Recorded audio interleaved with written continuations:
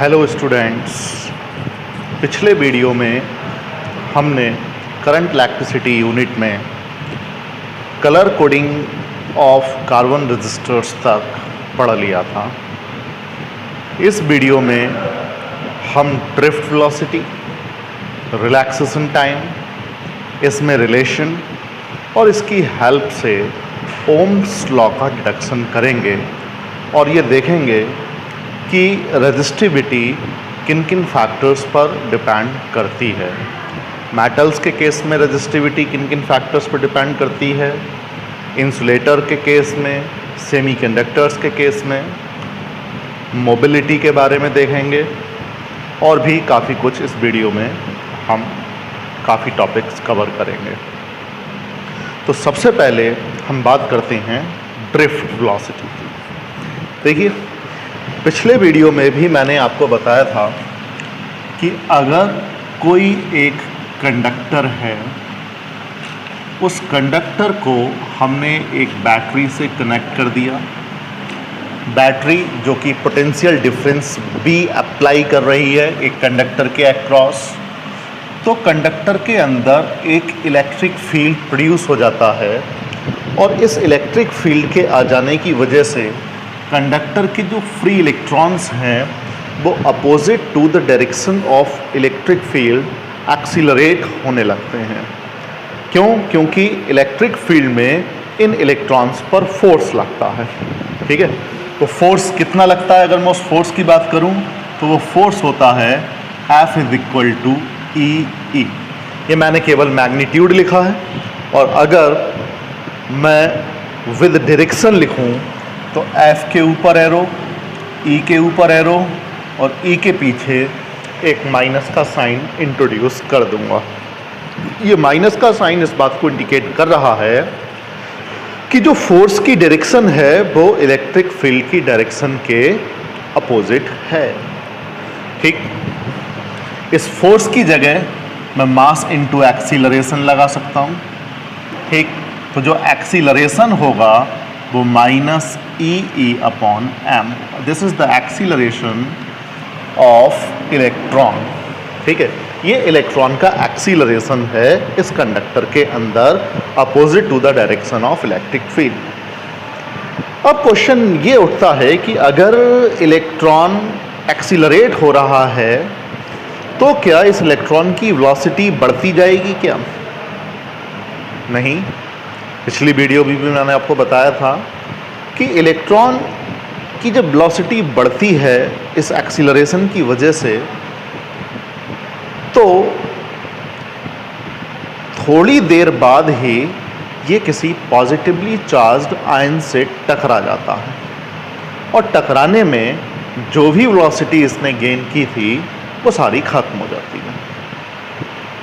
चूँकि एक्सीलरेशन लगातार इलेक्ट्रॉन पर लग रहा है, इस वजह से ये दोबारा इलेक्ट्रिक फील्ड के अपोजिट डायरेक्शन में वेलोसिटी गेन करता है। कुछ वेलोसिटी गेन कर पाता है, फिर ये किसी पॉजिटिवली चार्ज आयन के साथ टकरा जाता है। नहीं, कॉन्टिन्यू ये इलेक्ट्रॉन एक्सीलरेट नहीं हो पाता, ये टकराते टकराते एक एंड से दूसरे एंड तक पहुंचता है। यही वजह है कि इस वेलोसिटी का मैग्नीट्यूड बहुत ज़्यादा नहीं हो पाता, क्योंकि जब तक ये कुछ गेन करता है तब तक टकरा जाता है। ठीक, तो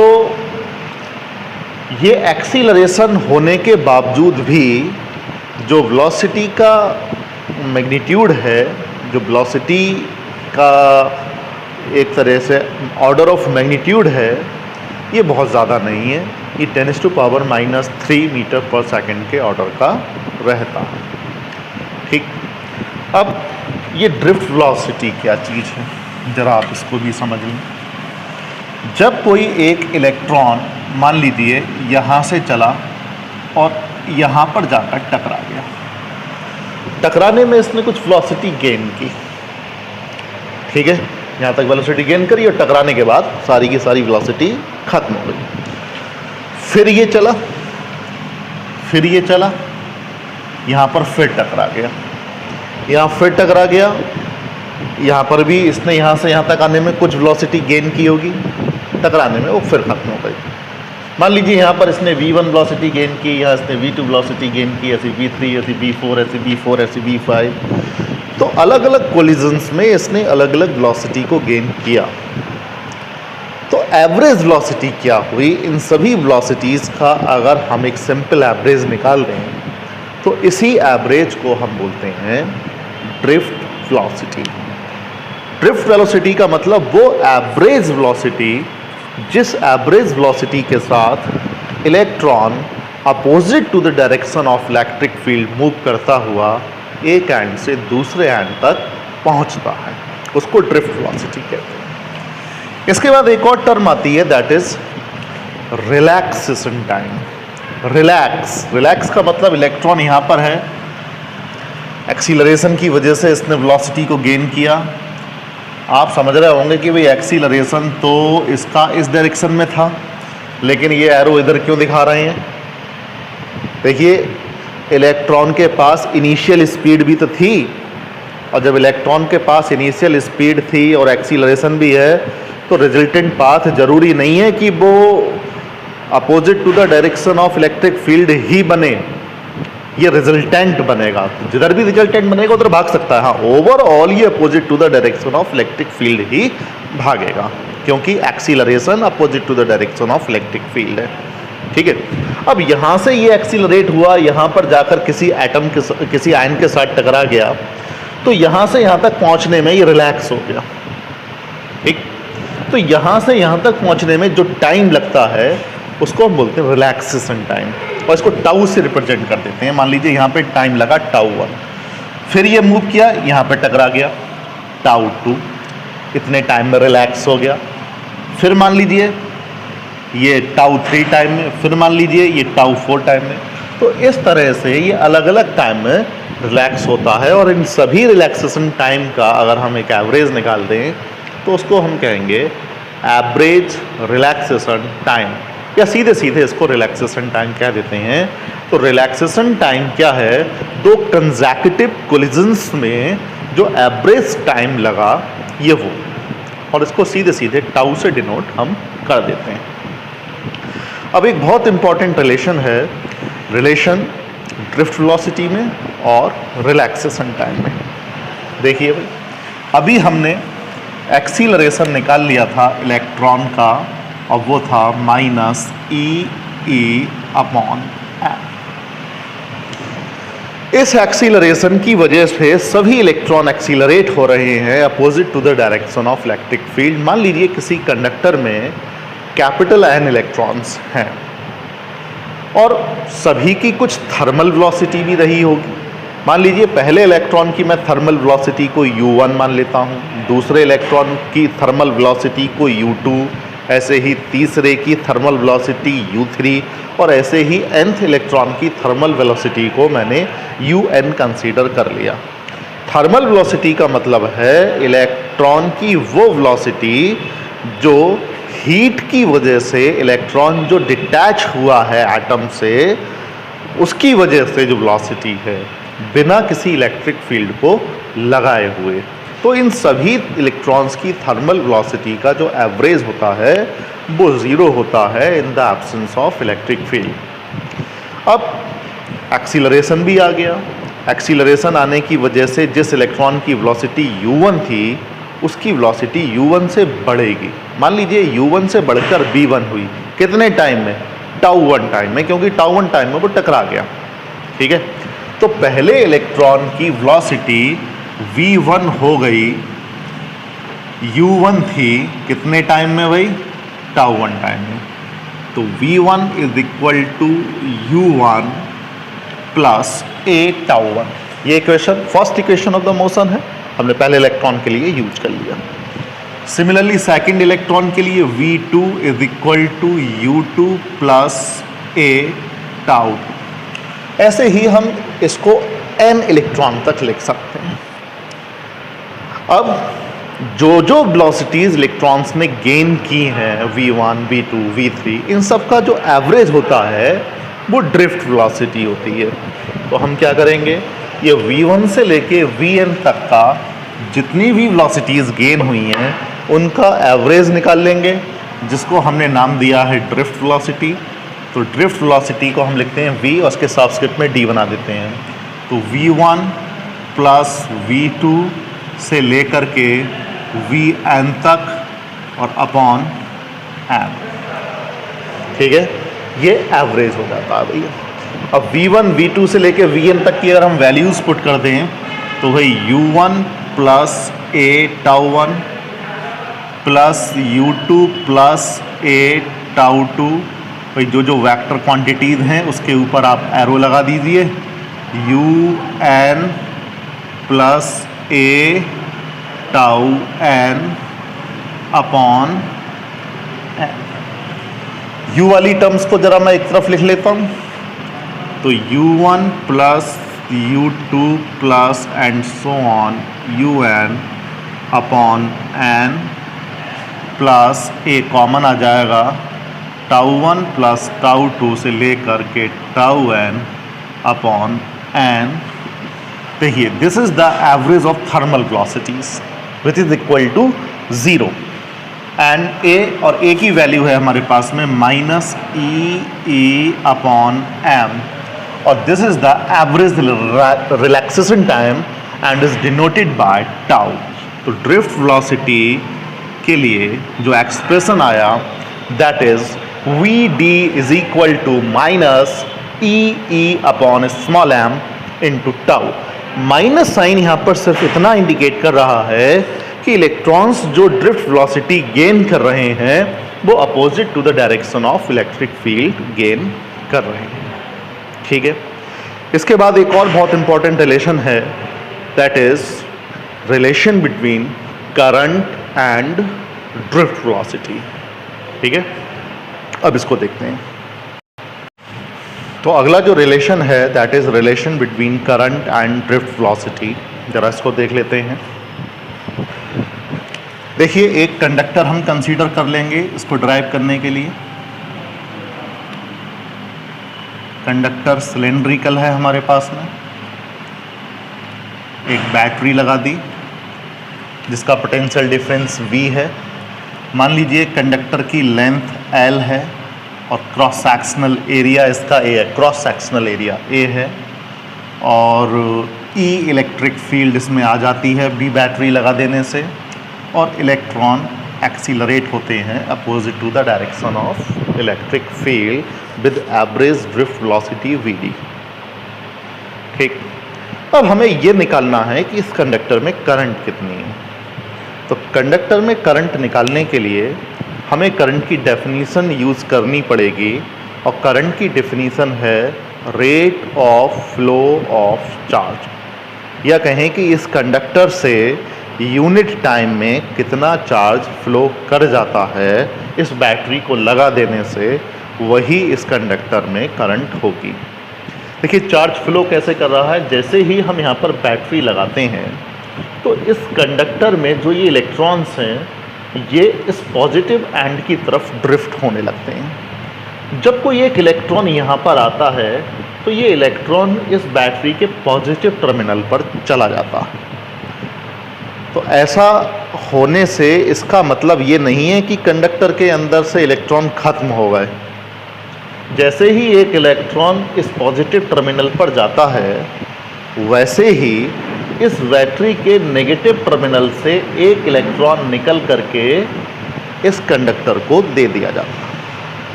कहने का मतलब है कि ये इलेक्ट्रॉन अगर इस एंड से एंटर कर रहा है तो ये इस एंड से निकल रहा है, ठीक।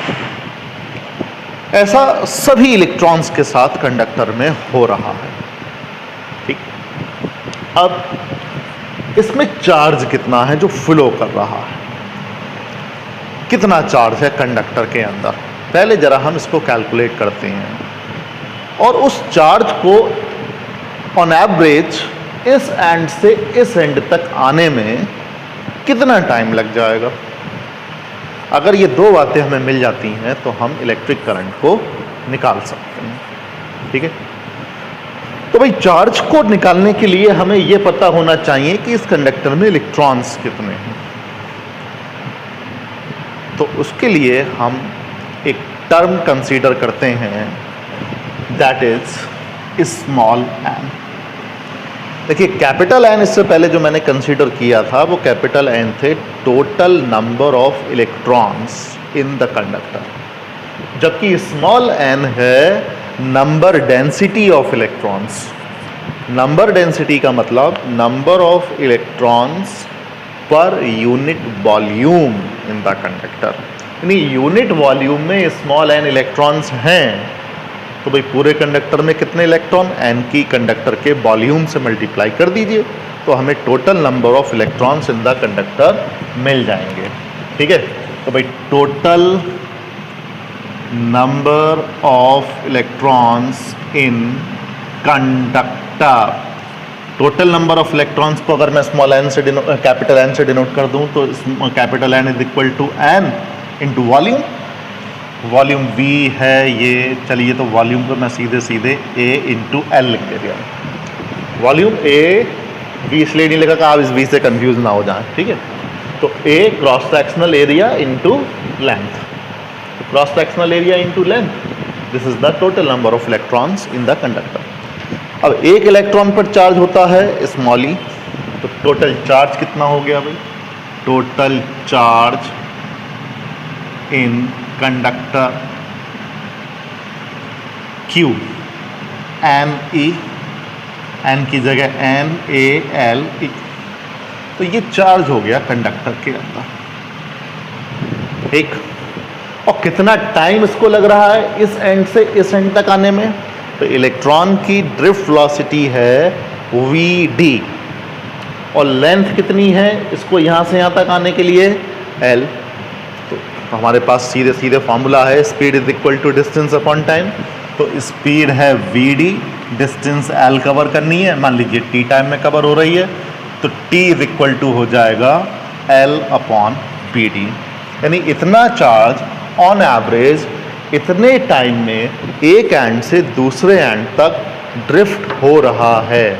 तो भाई करंट कितनी हो गई, I is equal to Q upon T, Q की जगह आप लगा दीजिए N A L into E और यहाँ लगा दीजिए L और ये VD ऊपर चला जाएगा, L से L कैंसिल हो गया, तो I is equal to N E A V D. बहुत इंपॉर्टेंट रिलेशन है ये करंट और ड्रिफ्ट वेलोसिटी के बीच में, I is equal to N E A B D. इस पर बहुत सारे न्यूमेरिकल्स भी आते हैं, इस पर कॉन्सेप्चुअल क्वेश्चंस भी आते हैं, और अगर मैं यहाँ से A को I के अपॉन में ले जाऊं तो फिर ये करंट डेंसिटी और ड्रिफ्ट वेलोसिटी के बीच रिलेशन बन जाता है जे कैप नहीं जे है, J is equal to N E B D.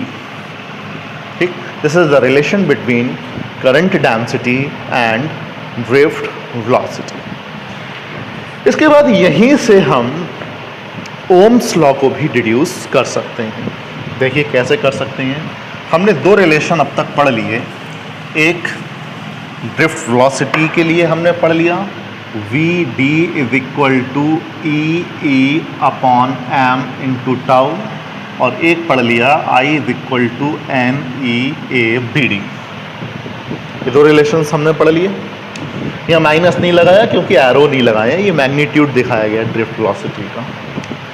अगर वी डी की वैल्यू इस वाली इक्वेशन से इसमें यूज कर ली जाए तो I is equal to N E A और ड्रिफ्ट वेलोसिटी की जगह E E upon M into tau, और electric field potential difference upon length of the conductor होती है, तो I is equal to N E, ये ई स्क्वायर हो गया, N E square A V upon M L tau.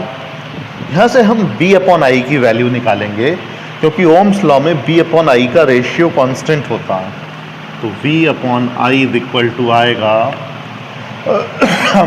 M L upon N E square A और tau.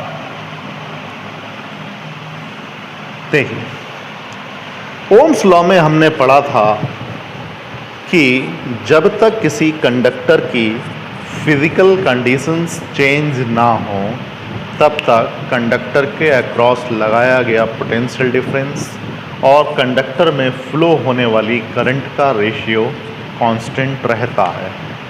देखिए ये potential difference और करंट का रेशियो है। m यहाँ पे एक इलेक्ट्रॉन का मास है जो कि कांस्टेंट है। l length of the conductor, पहले ही हमने कह दिया है कि फिजिकल कंडीशन नहीं बदलनी चाहिए, इसका मतलब लेंथ कांस्टेंट है। n number of electrons per unit volume, अगर टेम्परेचर हम कंडक्टर का चेंज नहीं करेंगे तो n पर कोई फर्क नहीं पड़ेगा, ये कांस्टेंट रहता है। e इलेक्ट्रॉनिक चार्ज कांस्टेंट है। a cross sectional area, physical condition में एरिया भी आ जाता है, एरिया को नहीं बढ़ाना है, एरिया को कांस्टेंट रखना है। टाउ रिलैक्सेशन टाइम, टेम्परेचर को चेंज नहीं करेंगे, रिलैक्सेशन टाइम भी चेंज नहीं होगा। मतलब अगर फिजिकल कंडीशंस को चेंज ना किया जाए तो ये राइट हैंड साइड में जो टर्म है वो एक कांस्टेंट टर्म है। यहाँ से ओम्स लॉ का वेरिफिकेशन हो जाता है कि V/I is equal to constant, और साथ ही साथ एक बात और पता चल जाती है कि ये कांस्टेंट होगा किसके इक्वल, जो रेजिस्टेंस हम कह रहे थे। इसलिए हमें एक और फॉर्मूला रेजिस्टेंस के लिए मिल जाता है, R is equal to ml/NE² a tau। So this is the formula for electrical resistance in terms of materials parameter। ये मटेरियल्स पैरामीटर की टर्म्स में रेजिस्टेंस का फॉर्मूला अब यहाँ से देख लो। L पे डायरेक्टली डिपेंड कर रहा है, ये सीधे सीधे डिपेंड कर रहा है, A पर इन्वर्सली डिपेंड कर रहा है, और अगर कंडक्टर को नहीं बदला जाता है तो M कांस्टेंट है, E कांस्टेंट है, M कांस्टेंट है, टेम्परेचर को नहीं बदला जाता तो टाउ कांस्टेंट। ठीक है, अब एक रेजिस्टिविटी के लिए भी हमने एक फॉर्मूला देखा था।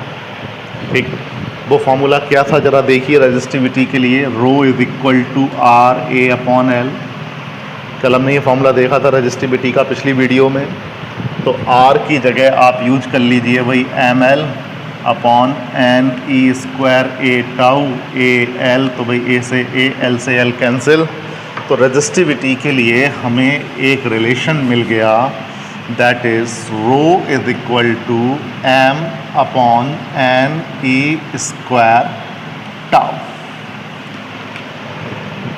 इस रिलेशन में कि लेंथ और क्रॉस सेक्शनल एरिया नहीं आ रहा, सीधा मतलब है कि रेजिस्टिविटी डायमेंशन पर डिपेंड नहीं करती, कंडक्टर की डायमेंशन पर डिपेंड नहीं करती, लेंथ पर डिपेंड नहीं करती, क्रॉस सेक्शनल एरिया पर डिपेंड नहीं करती।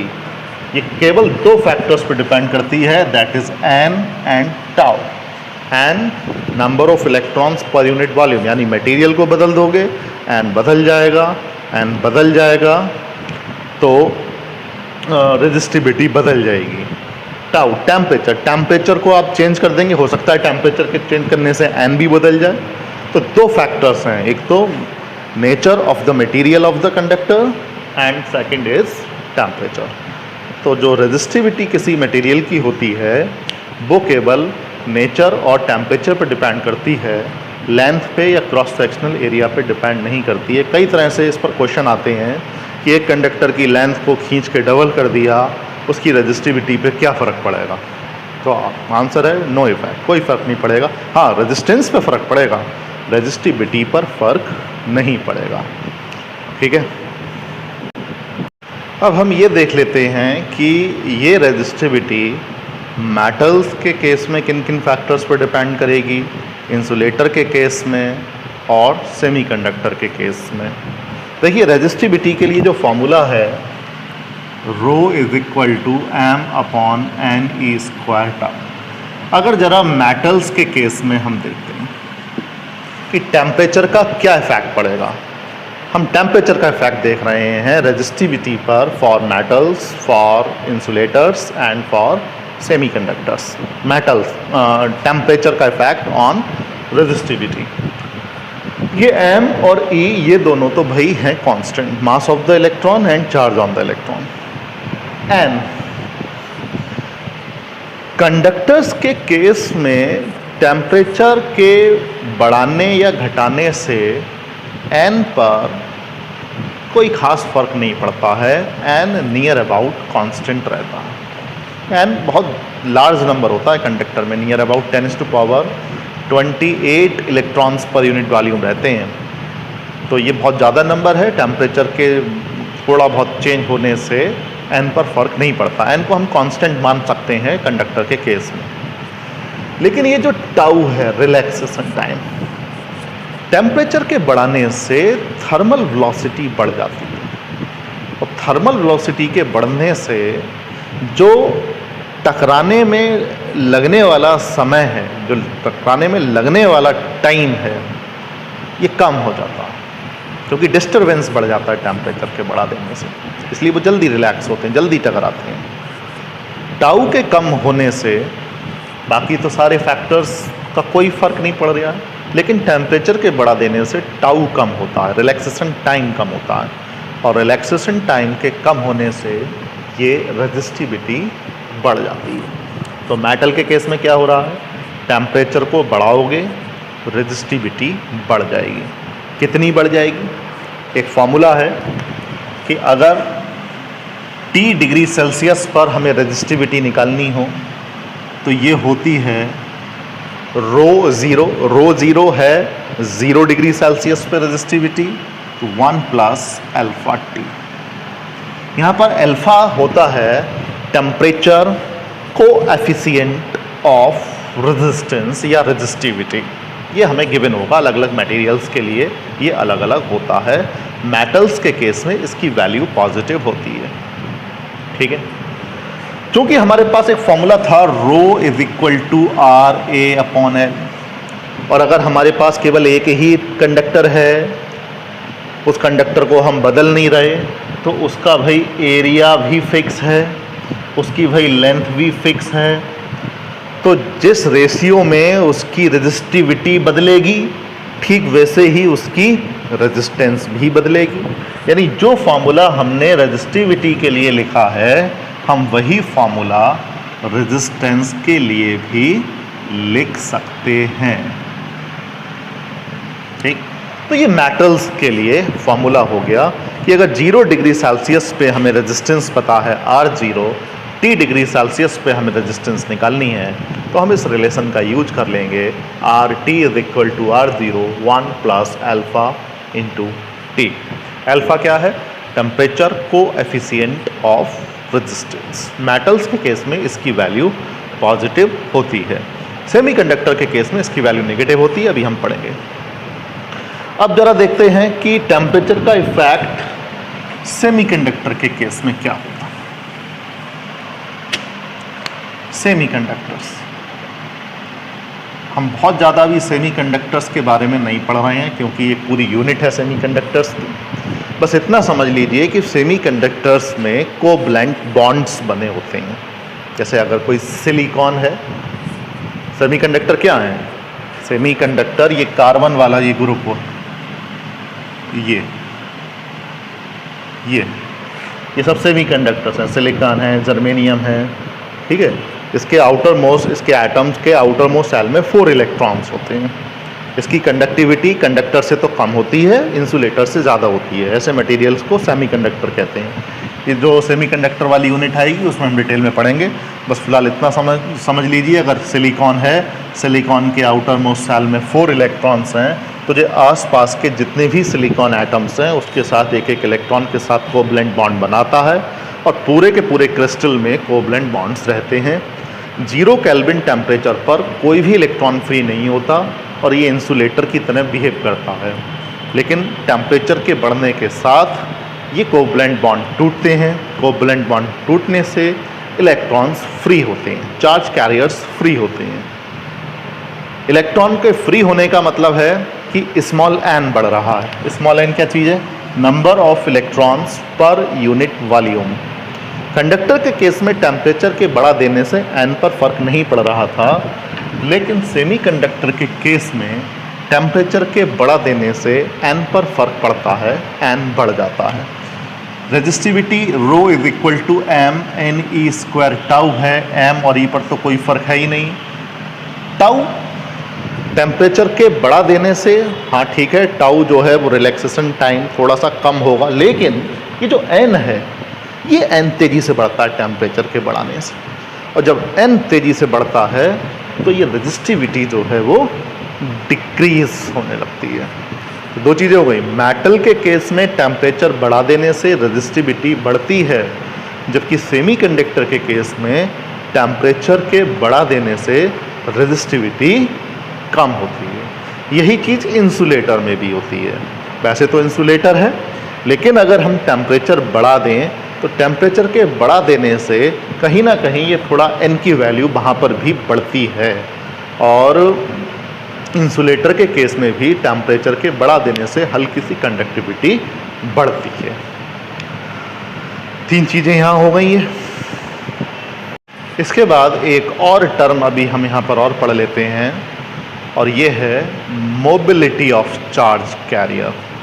मोबिलिटी ऑफ चार्ज कैरियर को हम म्यू से डिनोट करते हैं, और ये होती है drift velocity per unit electric field. जब हम किसी कंडक्टर के अक्रॉस एक बैटरी कनेक्ट करते हैं तो बैटरी के लगा देने से कंडक्टर में इलेक्ट्रिक फील्ड आती है। इलेक्ट्रिक फील्ड आती है तो इलेक्ट्रॉन एक एंड से दूसरे एंड तक एवरेज ड्रिफ्ट वेलोसिटी के साथ ड्रिफ्ट होने लगते हैं। तो कोई इलेक्ट्रॉन जितनी ड्रिफ्ट वेलोसिटी एक्वायर करता है पर यूनिट इलेक्ट्रिक फील्ड में, इस टर्म को हम बोलते हैं mobility of a charge carrier. इस वाले चैप्टर में सेमीकंडक्टर की मोबिलिटी के लिए भी एक्सप्रेशन दे रखा है, लेकिन हम जब सेमीकंडक्टर के बारे में अच्छे से पढ़ेंगे तभी इसकी मोबिलिटी के एक्सप्रेशन को डिराइव कर पाएंगे, जो कि है यूनिट 9 सेमीकंडक्टिंग डिवाइस वाली में। तो फिलहाल आप इतना याद रखिए कि मोबिलिटी क्या है। ये है drift velocity acquired by the charge carrier per unit electric field. यहाँ से आप इसकी यूनिट और इसका डायमेंशनल फार्मूला भी निकाल सकते हैं। ड्रिफ्ट वेलोसिटी के लिए मीटर पर सेकंड लगा दीजिए भाई, इलेक्ट्रिक फील्ड की जगह न्यूटन पर कूलम लगा दीजिए या वोल्ट पर मीटर लगा दीजिए। इससे आपको ऐसा यूनिट मिल जाएगी, इसका डायमेंशनल फार्मूला भी मिल जाएगा। तो आज की वीडियो में हम इतना ही रखते हैं। आने वाली वीडियोज़ में फिर हम इलेक्ट्रिकल रेजिस्टेंस के जो कॉम्बिनेशंस हैं उसके बारे में देखेंगे। उसके बाद में फिर किरचॉफ्स लॉ जाएंगे। ईएमएफ एक बहुत इंपॉर्टेंट टॉपिक आएगा, ईएमएफ इंटरनल रेजिस्टेंस, और फिर किरचॉफ्स लॉ, फिर मीटर बेस पोटेंशियोमीटर। अभी काफ़ी टॉपिक्स करंट इलेक्ट्रिसिटी में रह गए हैं। आप लोग इस वीडियो को देखकर इतना कंप्लीट कर लीजिए, फिर नेक्स्ट वीडियो में देखेंगे। बहुत बहुत धन्यवाद।